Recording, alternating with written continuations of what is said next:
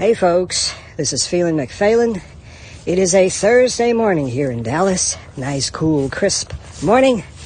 And I was about to take my morning run. I try to run, well actually jog, it's more like it, 20 to 30 minutes each morning now that the weather's getting cooler. I've got a strip of hardscape across the river that I use. And I was heading out there. As a matter of fact, I'm still heading out there now, and I kind of got an idea for a podcast, so I'm just going to go ahead and do a short lesson on that generation. This generation shall not pass till all these things be fulfilled. We all know the verse. Matthew chapter 24, verse 34. He's talking about this generation. And, I've been going through this for years, these discussions of this generation, and, it could mean this, it could mean that. And there's a lot of good interpretations. There's a lot of good commentary on that verse, and the related verses found in Mark 13 and Luke 21. But I've come to the conclusion, and this is after years of study, I have come to the conclusion that this generation is a representative generation.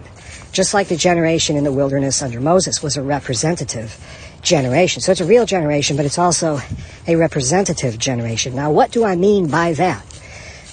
Well, what I mean by that is that this generation was a 40-year generation, and it also represented a larger group. So, generation in the wilderness under Moses was, of course, it was a group of people of one generation that were called out, and that's an important word to keep in mind here, called out of Egypt into the wilderness to go toward a heavenly country.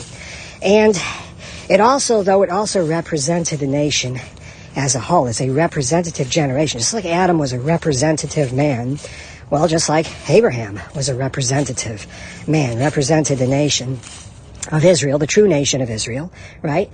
And, of course, Adam was the representative man, represented all of humanity, right? So there's representative generations as well. So representative generation under the Mosaic economy was, of course, that generation in the wilderness. So everything that Moses spoke to that generation in the wilderness had an application and relevance to the entire nation. And you get the antitype of that in the New Testament, where you have this generation, another representative generation, called out of Egyptian bondage, so to speak, called out from the bondage of the Old Covenant into the wilderness to move towards a new covenant.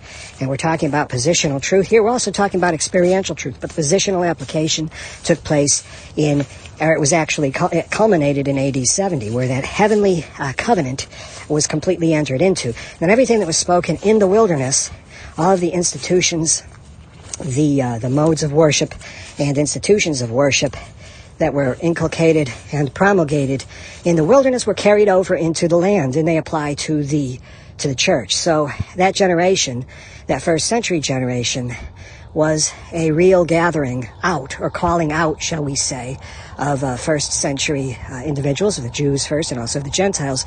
Also, however, representing the church as a whole, as a group. So you have the covenantal representation there going on in the first century. Now, why is this so important? It's so important because when you start studying doctrines like, audience relevance and, you start historicizing those New Testament texts, there's a danger of over-historicizing those writings through failure to see or to properly apply that principle of constitutionality. I've talked about that in previous podcasts. Constitutionality is important. So that if you go back to the Old Covenant and you say I'll just give you one example.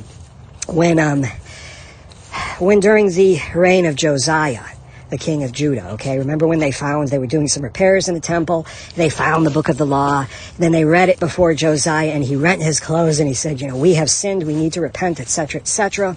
That was a great exemplification, if you will, of this principle, because Josiah could have easily said, hey, wait a minute, that was written to the generation in the wilderness, that doesn't apply to us. But everything that is spoken by Moses to that generation, Josiah knew that it applied to the group, to the covenant group of Israel.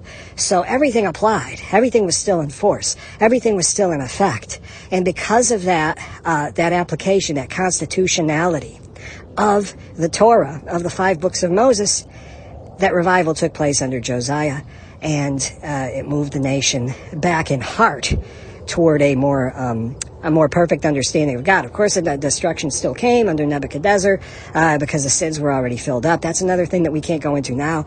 But I think it's important to understand the principle of constitutionality, because if you don't get that right, you stand in danger of historicizing the New Testament writings.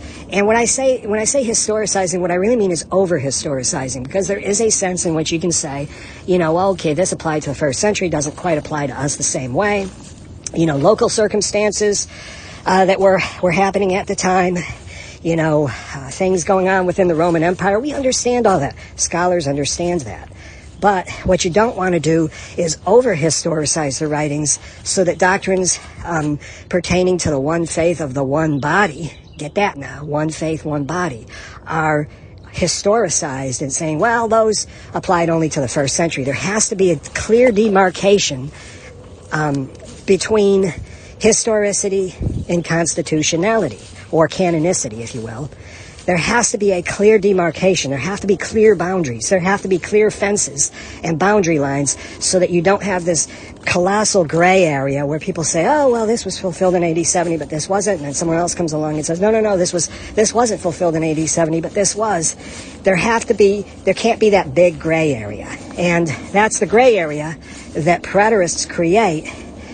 And it doesn't matter whether you're a partial preterist or a full preterist. It's that gray area where canonicity or constitutionality ends and historicity begins. So we don't want to do that. Anyhow, I'm going to end it right there. Thanks again for tuning in. I'll try to be back later on, maybe next week. But thank you again for tuning in. Thanks again for your thoughts, your comments, your observations, and what have you. Have a great, wonderful day. Have a great rest of your week, and I'll talk to you soon. Bye.